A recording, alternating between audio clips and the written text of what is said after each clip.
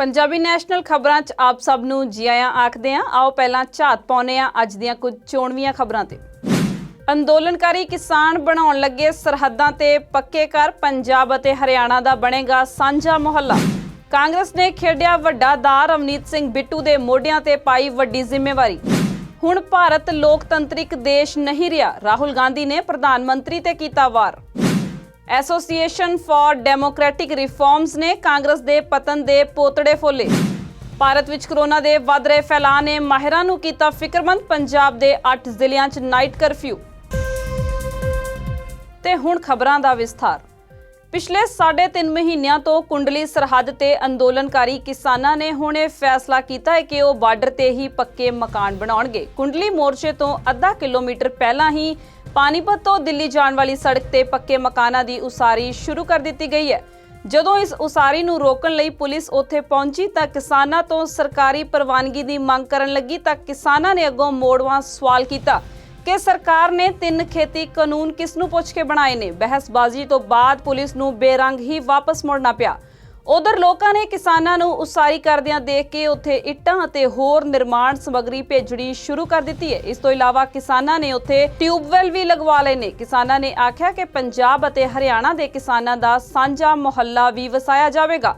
ਕਿਸਾਨ ਆਗੂਆਂ ਨੇ ਸਪਸ਼ਟ ਕੀਤਾ ਹੈ ਕਿ ਜਦੋਂ ਤੱਕ ਸਰਕਾਰ ਉਹਨਾਂ ਦੀਆਂ ਮੰਗਾਂ ਬਾਰੇ ਕੋਈ ਹੁੰਗਾਰਾ ਨਹੀਂ ਭਰਦੀ, ਉਦੋਂ ਤੱਕ ਉਹ ਪਿਛਾਂਹ ਨੂੰ ਪੈਰ ਨਹੀਂ ਪੁੱਟਣਗੇ। ਕਾਂਗਰਸ ਨੇ ਪੰਜਾਬ ਵਿੱਚ ਵੱਡਾ ਦਾਅ ਖੇਡਦੇ ਹੋਏ ਇੱਕ ਤੀਰ ਨਾਲ 2 ਸ਼ਿਕਾਰ ਕਰ ਦਿੱਤੇ ਨੇ। ਮਨੀਸ਼ ਤਿਵਾੜੀ ਵਰਗੇ ਸੀਨੀਅਰ ਅਤੇ ਅਨੁਭਵੀ ਆਗੂ ਨੂੰ ਦਰਕਿਨਾਰ ਕਰਦਿਆਂ ਰਵਨੀਤ ਸਿੰਘ ਬਿੱਟੂ ਨੂੰ ਵੱਡੀ ਜ਼ਿੰਮੇਵਾਰੀ ਸੌਂਪ ਕੇ ਪਾਰਟੀ ਨੇ ਇੱਕ ਹੋਰ ਸਿੱਖ ਚਿਹਰੇ ਨੂੰ ਅੱਗੇ ਕਰ ਦਿੱਤਾ ਹੈ। ਇਸ ਦੇ ਨਾਲ ਹੀ ਵਿਰੋਧੀ ਧਿਰ ਦੇ ਨੇਤਾ ਬਣਨ ਤੋਂ ਬਾਅਦ ਰਵਨੀਤ ਬਿੱਟੂ ਹੁਣ ਕੈਪਟਨ ਅਮਰਿੰਦਰ ਸਿੰਘ ਤੋਂ ਬਾਅਦ second Sikh face of the party ਬਣ ਗਏ ਨੇ।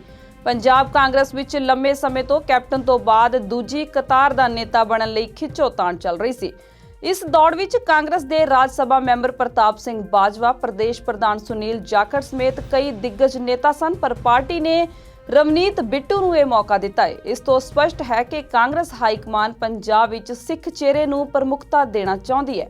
ਦੱਸ ਦਈਏ ਕਿ ਬਿੱਟੂ ਨੂੰ ਇਹ ਜ਼ਿੰਮੇਵਾਰੀ ਅਧੀਰ ਰੰਜਨ ਦੇ ਬੰਗਾਲ ਚੋਣਾਂ ਵਿੱਚ ਰੁੱਝੇ ਹੋਣ ਕਾਰਨ ਕੇਵਲ ਇਸ ਇਜਲਾਸ ਲਈ ਹੀ ਦਿੱਤੀ ਗਈ ਹੈ। ਲਗਾਤਾਰ ਚੱਲੇ ਵਿਧਾਨ ਸਭਾ ਦੇ ਇਜਲਾਸ ਕਾਰਨ ਕਾਫੀ ਰੁੱਝੇ ਰਹੇ ਕੈਪਟਨ ਲੱਗਦਾ ਥਕਾਵਟ ਮਹਿਸੂਸ ਕਰਨ ਲੱਗ ਗਏ ਨੇ, ਜਿਸ ਕਾਰਨ ਹੁਣ ਉਹ ਕੁਝ ਦਿਨ ਆਰਾਮ ਕਰਨ ਅਤੇ ਛੁੱਟੀ ਮਨਾਉਣ ਲਈ ਹਿਮਾਚਲ ਪ੍ਰਦੇਸ਼ ਦੇ ਕੰਡਿਆਲੀ ਸਥਿਤ ਆਪਣੇ ਫਾਰਮ ਹਾਊਸ ਤੇ ਚਲੇ ਗਏ ਨੇ। ਸ਼ਾਹੀ ਠਾਠ-ਬਾਠ ਤੇ ਲਗਜ਼ਰੀ ਲਾਈਫ ਜਿਉਣ ਲਈ ਮੰਨੇ ਜਾਂਦੇ ਕੈਪਟਨ ਪਿਛਲੇ ਕਾਫੀ ਸਮੇਂ ਤੋਂ ਕੋਰੋਨਾ ਕਾਰਨ ਕਿਤੇ ਵੀ ਨਹੀਂ ਜਾ ਸਕੇ। ਹਿਮਾਚਲ ਦੇ ਉੱਚੇ ਪਹਾੜਾਂ ਤੇ ਸਥਿਤ ਪਟਿਆਲਾ ਪਰਿਵਾਰ ਦੇ ਇਸ ਮਹਿਲਨੁਮਾ ਘਰ ਵਿੱਚ ਮੁੱਖ ਮੰਤਰੀ ਮਗਰਲੇ ਕਾਫੀ ਸਮੇਂ ਤੋਂ ਨਹੀਂ ਗਏ। ਸੂਤਰਾਂ ਅਨੁਸਾਰ ਮੁੱਖ ਮੰਤਰੀ ਪਿਛਲੇ ਦਿਨਾਂ ਦੌਰਾਨ ਪਹਿਲਾਂ ਆਪਣੀ ਪੋਤਰੀ ਦੇ ਵਿਆਹ ਤੇ ਫਿਰ ਉਸ ਤੋਂ ਬਾਅਦ ਵਿਧਾਨ ਸਭਾ ਇਜਲਾਸ 'ਚ ਕਾਫੀ ਰੁੱਝੇ ਰਹੇ ਨੇ ਤੇ ਹੁਣ ਉਹਨਾਂ ਨੇ ਆਰਾਮ ਕਰਨ ਦਾ ਫੈਸਲਾ ਕੀਤਾ ਹੈ। ਹਾਲਾਂਕਿ ਪਤਾ ਲੱਗਾ ਹੈ ਕਿ ਸਰਕਾਰੀ ਅਧਿਕਾਰੀ ਇਹਨਾਂ ਦਿਨਾਂ ਦੌਰਾਨ ਜ਼ਰੂਰੀ ਫਾਈਲਾਂ ਨਿਪਟਾਉਣ ਲਈ ਕੰਡਿਆਲੀ ਜਾਂਦੇ ਰਹਿਣਗੇ। ਸੂਤਰਾਂ ਅਨੁਸਾਰ ਮੁੱਖ ਮੰਤਰੀ ਦਾ ਇਹ ਨਿਵਾਸ ਸ਼ਿਮਲੇ ਤੋਂ ਵੀ ਕਾਫੀ ਉੱਪਰ ਹੈ ਤੇ ਪਹਾੜਾਂ ਦੀਆਂ ਵਾਦੀਆਂ ਵਿੱਚ ਕਾਫੀ ਰਮਣੀਕ ਥਾਂ ਤੇ ਬਣਿਆ ਹੋਇਆ ਹੈ। ਪੰਜਾਬ ਵਿੱਚ ਕਤਲੋ-ਗਾਰਤ ਤਾਂ ਜਿਵੇਂ ਆਮ ਜਿਹੀ ਗੱਲ ਹੋ ਗਈ ਹੈ।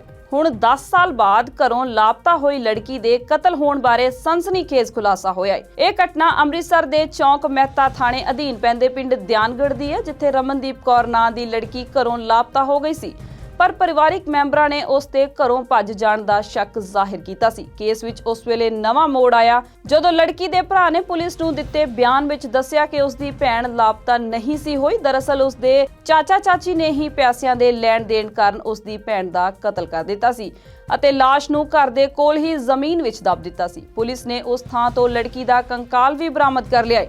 ਕੰਕਾਲ ਨੂੰ ਐਨਡੀਏ ਟੈਸਟ ਲਈ ਭੇਜਿਆ ਗਿਆ ਹੈ। ਉਧਰ ਪੁਲਿਸ ਦਾ ਆਖਣਾ ਹੈ ਕਿ ਦੋਸ਼ੀਆਂ ਖਿਲਾਫ ਕਤਲ ਦਾ ਮੁਕੱਦਮਾ ਦਰਜ ਕਰ ਲਿਆ ਗਿਆ ਹੈ ਅਤੇ ਰਿਪੋਰਟ ਆਉਣ ਤੋਂ ਬਾਅਦ ਅਗਲੀ ਕਾਰਵਾਈ ਅਮਲ ਵਿੱਚ ਲਿਆਂਦੀ ਜਾਵੇਗੀ।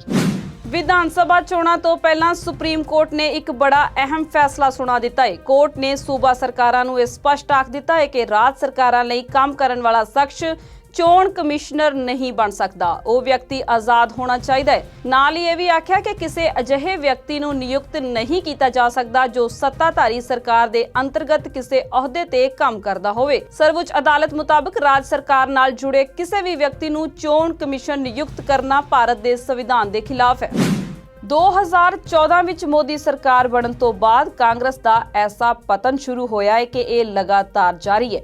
ਚੋਣ ਅਤੇ ਸਿਆਸੀ ਸੁਧਾਰਾਂ ਦੀ ਸੰਸਥਾ ADR ਯਾਨੀ ਕਿ ਐਸੋਸੀਏਸ਼ਨ ਫਾਰ ਡੈਮੋਕ੍ਰੈਟਿਕ ਰਿਫਾਰਮਸ ਵੱਲੋਂ ਜਾਰੀ ਇੱਕ ਰਿਪੋਰਟ ਵਿੱਚ ਪੇਸ਼ ਕੀਤੇ ਅੰਕੜੇ ਦੱਸਦੇ ਨੇ ਕਿ ਪਿਛਲੇ 4 ਸਾਲਾਂ ਵਿੱਚ ਭਾਵ ਕਿ 2016 ਤੋਂ 2020 ਤੱਕ 170 ਵਿਧਾਇਕਾਂ ਨੇ ਕਾਂਗਰਸ ਨੂੰ ਅਲਵਿਦਾ ਆਖ ਦਿੱਤਾ ਹੈ, ਜਦਕਿ ਇਸ ਦੌਰਾਨ ਭਾਜਪਾ ਦੇ ਕੇਵਲ 18 ਵਿਧਾਇਕ ਹੀ ਦੂਜੀ ਪਾਰਟੀ ਦੇ ਵਿੱਚ ਗਏ ਨੇ। PC ਚਾਕੋ, ਜੋਤਿਰਾਦਿੱਤਿਆ ਸਿੰਧੀਆ, ਹਿਮਾਂਤਾ ਬਿਸਵਾ ਸਰਮਾ ਅਜਿਹੇ ਕਈ ਨਾਂ ਨੇ ਜਿਨ੍ਹਾਂ ਨੇ ਪਿਛਲੇ ਕੁਝ ਸਮੇਂ ਵਿੱਚ ਵੱਖ-ਵੱਖ ਕਾਰਨਾਂ ਕਰਕੇ ਕਾਂਗਰਸ ਦਾ ਸਾਥ ਛੱਡ ਦਿੱਤਾ ਹੈ।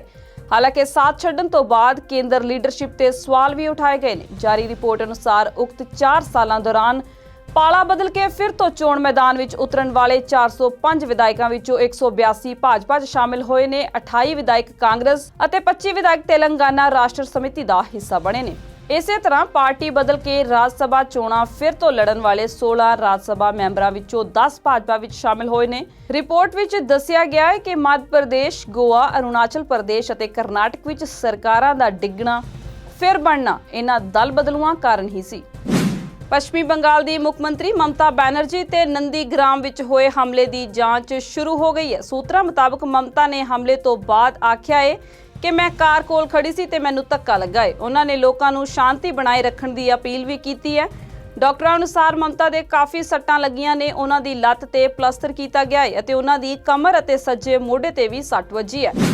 ਕਾਂਗਰਸ ਦੇ ਸਾਬਕਾ ਪ੍ਰਧਾਨ ਰਾਹੁਲ ਗਾਂਧੀ ਸਮੇਂ-ਸਮੇਂ ਤੇ ਕੇਂਦਰ ਦੀ ਮੋਦੀ ਸਰਕਾਰ ਤੇ ਤਿੱਖੇ ਹਮਲੇ ਕਰਦੇ ਰਹਿੰਦੇ ਨੇ। ਇਸ ਵਾਰ ਉਹਨਾਂ ਨੇ ਇੱਕ ਗੰਭੀਰ ਦੋਸ਼ ਲਗਾਉਂਦਿਆਂ ਆਖਿਆ ਕਿ ਭਾਰਤ ਹੁਣ ਲੋਕਤੰਤਰਿਕ ਦੇਸ਼ ਨਹੀਂ ਰਿਹਾ। ਰਾਹੁਲ ਨੇ ਲੋਕਤੰਤਰ ਨੂੰ ਲੈ ਕੇ ਭਾਰਤ ਬਾਰੇ ਸਵੀਡਿਸ਼ ਇੰਸਟੀਚਿਊਟ ਵੀਡੈਮ ਦੀ ਭਾਰਤ ਦੇ ਲੋਕਤੰਤਰ ਨੂੰ ਡਾਊਨਗ੍ਰੇਡ ਕਰਨ ਵਾਲੀ ਰਿਪੋਰਟ ਨੂੰ ਟੈਗ ਕਰਦਿਆਂ ਟਵੀਟ ਕੀਤਾ ਕਿ ਭਾਰਤ ਵਿੱਚ ਲੋਕਤੰਤਰ ਨਾਂ ਦੀ ਹੁਣ ਕੋਈ ਗੱਲ ਨਹੀਂ ਰਹਿ ਗਈ। ਦੱਸਣਯੋਗ ਹੈ ਕਿ ਇਹ ਰਿਪੋਰਟ ਅਮਰੀਕਾ ਦੀ ਇੱਕ NGO ਫਰੀडम ਹਾਊਸ ਵੱਲੋਂ ਪ੍ਰਕਾਸ਼ਿਤ ਵਿਸ਼ਵ ਵਿਆਪੀ ਰਿਪੋਰਟ ਤੋਂ ਬਾਅਦ ਆਈ ਹੈ, ਜਿਸ ਵਿੱਚ ਭਾਰਤ ਦੇ ਲੋਕਤੰਤਰ ਸੰਬੰਧੀ ਦਰਜੇ ਨੂੰ ਘਟਾ ਕੇ ਡਾਊਨਗ੍ਰੇਡ ਕਰਕੇ ਆਜ਼ਾਦ ਤੋਂ ਅੰਸ਼ਿਕ ਆਜ਼ਾਦ ਕਰਦਿਆਂ ਦਾਅਵਾ ਕੀਤਾ ਗਿਆ ਹੈ ਕਿ 2014 ਵਿੱਚ ਨਰਿੰਦਰ ਮੋਦੀ ਦੇ ਪ੍ਰਧਾਨ ਮੰਤਰੀ ਬਣਨ ਤੋਂ ਬਾਅਦ ਭਾਰਤ ਵਿੱਚ ਰਾਜਨੀਤਿਕ ਅਧਿਕਾਰ ਅਤੇ ਨਾਗਰਿਕ ਆਜ਼ਾਦੀ ਖਤਮ ਹੋ ਗਈ ਹੈ। ਸਰਕਾਰ ਨੇ ਇਸ ਤੇ ਸਖਤ ਪ੍ਰਤੀਕਰਮ ਦਿੱਤਾ ਸੀ। ਪੰਜਾਬ ਵਿੱਚ ਕੋਰੋਨਾ ਦੇ ਮੱਦੇਨਜ਼ਰ ਹੁਣ ਮੋਹਾਲੀ ਵਿੱਚ ਨਾਈਟ ਕਰਫਿਊ ਲਾਉਣ ਦੀਆਂ ਹਦਾਇਤਾਂ ਜਾਰੀ ਕਰ ਦਿੱਤੀਆਂ ਨੇ। ਜ਼ਿਲ੍ਹੇ 'ਚ ਕੋਰੋਨਾ ਕੇਸ ਵਧਣ ਕਾਰਨ ਡਿਪਟੀ ਕਮਿਸ਼ਨਰ ਗਿਰੀਸ਼ ਦਿਆਲਨ ਨੇ ਮੋਹਾਲੀ ਜ਼ਿਲ੍ਹੇ ਦੇ ਹਦੂਦ ਅੰਦਰ ਰਾਤ 11 ਵਜੇ ਤੋਂ ਸਵੇਰੇ 5 ਵਜੇ ਤੱਕ ਰਾਤ ਦਾ ਕਰਫਿਊ ਲਾਉਣ ਦਾ ਹੁਕਮ ਦੇ ਦਿੱਤਾ ਹੈ। ਦੱਸਣਯੋਗ ਹੈ ਕਿ ਮਾਰਚ ਦੇ ਇਹਨਾਂ 11-12 ਦਿਨਾਂ ਵਿੱਚ 959 ਲੋਕਾਂ ਨੂੰ ਕੋਰੋਨਾ ਹੋ ਚੁੱਕਾ ਹੈ ਤੇ 9 ਮਰੀਜ਼ਾਂ ਨੇ ਦਮ ਵੀ ਤੋੜਿਆ ਹੈ। ਡੀਸੀ ਗਿਰੀਸ਼ ਦਿਆਲਨ ਦਾ ਆਖਣਾ ਹੈ ਕਿ ਇਸ ਖਤਰੇ ਨੂੰ ਨਜਿੱਠਣ ਲਈ ਲੋਕਾਂ ਨੂੰ ਪ੍ਰਸ਼ਾਸਨ ਦਾ ਸਹਿਯੋਗ ਕਰਨਾ ਚਾਹੀਦਾ ਹੈ। ਇਸ ਤੋਂ ਇਲਾਵਾ ਫਤਿਹਗੜ੍ਹ ਸਾਹਿਬ ਵਿੱਚ ਵੀ ਰਾਤ ਦਾ ਕਰਫਿਊ ਲਗਾਇਆ ਜਾਵੇਗਾ। ਦੱਸ ਦਈਏ ਕਿ ਪੰਜਾਬ ਵਿੱਚ ਹੁਣ ਤੱਕ 8 ਜ਼ਿਲ੍ਹਿਆਂ ਵਿੱਚ ਨਾਈਟ ਕਰਫਿਊ ਲੱਗ ਚੁੱਕਾ ਹੈ, ਜਿਸ ਵਿੱਚ ਮੋਹਾਲੀ, ਫਤਿਹਗੜ੍ਹ ਸਾਹਿਬ ਤੋਂ ਇਲਾਵਾ ਜਲੰਧਰ, ਨਵਾਂ ਸ਼ਹਿਰ, ਹੁਸ਼ਿਆਰਪੁਰ, ਕਪੂਰਥਲਾ, ਪਟਿਆਲਾ, ਲੁਧਿਆਣਾ ਸ਼ਾਮਲ ਨੇ। ਮਹਾਰਾਸ਼ਟਰ, ਪੰਜਾਬ ਅਤੇ ਦੇਸ਼ ਦੇ ਹੋਰ ਕਈ ਹਿੱਸਿਆਂ ਵਿੱਚ ਲਗਾਤਾਰ ਵਧ ਰਹੇ ਕੋਰੋਨਾ ਕੇਸਾਂ ਨੇ ਕੁਝ ਮਾਹਿਰਾਂ ਨੂੰ ਫਿਕਰਮੰਦ ਕਰ ਦਿੱਤਾ ਹੈ ਕਿ ਕਿਤੇ ਇਹ ਦੇਸ਼ ਵਿੱਚ ਕੋਰੋਨਾ ਦੀ ਦੂਜੀ ਲਹਿਰ ਦੀ ਸ਼ੁਰੂਆਤ ਤਾਂ ਨਹੀਂ ਹੋ ਗਈ। ਇਸ ਦੇ ਕੁਝ ਕਾਰਨ ਨੇ ਜੋ ਇਸ ਗੱਲ ਨੂੰ ਜਾਇਜ਼ ਵੀ ਠਹਿਰਾ ਸਕਦੇ ਨੇ। ਪਹਿਲਾ ਕਾਰਨ ਇਹ ਹੈ ਕਿ ਪਿਛਲੇ 7 ਦਿਨਾਂ ਵਿੱਚ ਕੋਰੋਨਾ ਮਾਮਲਿਆਂ ਦੇ ਵਿੱਚ 67% ਦਾ ਵਾਧਾ ਹੋਇਆ ਹੈ। ਕਿਸੇ ਵੇਲੇ ਇਹ ਮਾਮਲੇ ਕੇਵਲ 9000 ਤੱਕ ਰਹਿ ਗਏ ਸਨ ਤੇ ਹੁਣ ਇਹ ਵੱਧ ਕੇ ਇਹਨਾਂ ਦੀ ਗਿਣਤੀ 20 ਤੋਂ 22000 ਤੱਕ ਪਹੁੰਚ ਗਈ ਹੈ। ਇਸ ਦਾ ਕਾਰਨ ਹੈ ਕਿ ਲੋਕ ਅਵੇਸਲੇ ਹੋ ਗਏ ਨੇ। ਕਈ ਥਾਵਾਂ ਤੇ ਤਾਂ ਲੋਕ ਮਾਸਕ ਦੀ ਵਰਤੋਂ ਵੀ ਭੁੱਲਦੇ ਜਾ ਰਹੇ ਨੇ। ਦੂਜਾ ਕਾਰਨ ਕਈ ਰਾਜਾਂ ਜਿਵੇਂ ਪੰਜਾਬ ਵਿੱਚ ਰੋਜ਼ਾਨਾ ਦੇ ਮਾਮਲਿਆਂ ਦੀ ਗਿਣਤੀ ਦੇਸ਼ ਵਿੱਚ ਔਸਤਨ ਸਭ ਤੋਂ ਵੱਧ ਹੋ ਗਈ ਹੈ, ਜੋ ਕਿ ਕੌਮੀ ਔਸਤ ਨਾਲੋਂ 8 ਗੁਣਾ ਵੱਧ ਹੈ। ਜਿੱਥੇ ਪੰਜਾਬ ਵਿੱਚ ਕੇਸ ਘਟ ਕੇ ਰੋਜ਼ਾਨਾ 181 ਤੱਕ ਰਹਿ ਗਏ ਸਨ, ਹੁਣ ਇਹਨਾਂ ਦੀ ਗਿਣਤੀ ਵੱਧ ਕੇ 1000 ਤੋਂ ਵੀ ਵਧੇਰੇ ਹੋ ਗਈ ਹੈ ਅਤੇ ਰੋਜ਼ਾਨਾ ਮੌਤਾਂ ਦੀ ਗਿਣਤੀ ਵੀ ਲਗਾਤਾਰ ਵਧ ਰਹੀ ਹੈ। ਮਹਾਰਾਸ਼ਟਰ ਵਿੱਚ ਤਾਂ ਸਿਖਰ ਤੇ ਪਹੁੰਚਣ ਤੋਂ ਬਾਅਦ ਕੋਰੋਨਾ ਮਾਮਲੇ ਕਾਫੀ ਵਧੇ ਨੇ, ਜੋ ਕਿ ਕਿਸੇ ਵੇਲੇ 2415 ਤੱਕ ਰਹਿ ਗਏ ਸਨ, ਪਰ ਹੁਣ ਇਸ ਵੇਲੇ ਇਹਨਾਂ ਦੀ ਗਿਣਤੀ ਵੱਧ ਕੇ 14 ਤੋਂ 15000 ਤੱਕ ਪਹੁੰਚ ਗਈ ਹੈ। ਇਸ ਨੂੰ ਲੈ ਕੇ ਕੇਂਦਰ ਨੇ ਵੀ ਚਿੰਤਾ ਜ਼ਾਹਿਰ ਕਰਦਿਆਂ ਆਖਿਆ ਕਿ ਮਹਾਮਾਰੀ ਅਜੇ ਕਿਤੇ ਨਹੀਂ ਗਈ, ਸੋ ਸਾਵਧਾਨ ਰਹਿਣ ਦੀ ਲੋੜ ਹੈ, ਨਹੀਂ ਤਾਂ ਇਸ ਦੀ ਦੂਜੀ ਲਹਿਰ ਹੋਰ ਵੀ ਘਾਤਕ ਸਾਬਤ ਹੋ ਸਕਦੀ ਹੈ। ਜੇ ਗੱਲ ਕੋਰੋਨਾ ਵੈਕਸੀਨ ਦੀ ਕਰੀਏ ਤਾਂ ਭਾਰਤ ਸਰਕਾਰ ਨੇ ਕੋਰੋਨਾ ਵੈਕਸੀਨ ਦੀ ਕੀਮਤ ਸੰਬੰਧੀ ਮੁੜ ਤੋਂ ਗੱਲਬਾਤ ਕੀਤੀ ਹੈ। ਕੇਂਦਰੀ ਸਿਹਤ ਸਕੱਤਰ ਰਾਜੇਸ਼ ਭੂਸ਼ਣ ਨੇ ਦੱਸਿਆ ਕਿ ਕੋਵਿਡ ਵੈਕਸੀਨ ਦੀ ਕੀਮਤ ਤੇ ਮੁੜ ਤੋਂ ਵਿਚਾਰ ਹੋਈ ਹੈ ਅਤੇ ਨਿਰਧਾਰਿਤ ਕੀਤੀ ਕੀਮਤ 200 ਰੁਪਏ ਪ੍ਰਤੀ ਖੁਰਾਕ ਤੋਂ ਵੀ ਘੱਟ ਹੈ। ਕੋਵਿਡ ਵੈਕਸੀਨ ਦੀ 71% ਦੀ ਡੋਜ਼ ਸਰਕਾਰੀ ਹਸਪਤਾਲਾਂ ਵਿੱਚ ਅਤੇ 28.77% ਦੀ ਡੋਜ਼ ਨਿੱਜੀ ਹਸਪਤਾਲਾਂ ਵਿੱਚ ਲਗਾਈ ਗਈ ਹੈ। ਕਾਬਲੇ ਗੌਰ ਹੈ ਕਿ ਦੁਨੀਆ ਦੀ ਸਭ ਤੋਂ ਵੱਡੀ ਵੈਕਸੀਨ ਬਣਾਉਣ ਵਾਲੀ company serum institute of India ਨੇ ਐਸਟਰਾਜੇਨੇਕਾ ਤੇ ਆਕਸਫੋਰਡ ਯੂਨੀਵਰਸਿਟੀ ਵੱਲੋਂ ਵਿਕਸਿਤ ਕੋਵਿਡ ਵੈਕਸੀਨ ਦੇ ਉਤਪਾਦਨ ਦਾ ਲਾਇਸੈਂਸ ਲਿਆ ਹੈ। On 11th of February, Maharashtra had 36,917 cases. Today, they are more than a lakh active cases. Punjab had 2,100. Today, Punjab is touching 9,400. And similarly, Madhya Pradesh, Gujarat, and Haryana are the states which we think are at a tipping point. They have still yet to decline into a surge.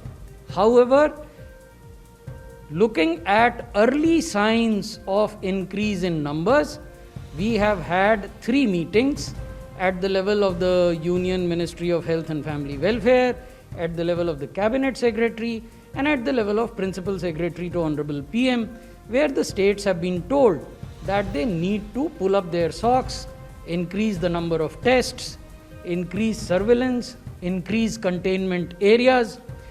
Basically, whatever we have been doing so far, so it is more of the same, but more of the same in a more efficient manner. ਇਸ ਦੇ ਨਾਲ ਹੀ ਖਬਰਾਂ ਦਾ ਇਹ bulletin ਖਤਮ ਹੁੰਦਾ ਹੈ। ਮੈਨੂੰ ਸਵਲੀਨ ਕੌਰ ਜਸੜ ਨੂੰ ਦਿਓ ਆਗਿਆ। ਧੰਨਵਾਦ।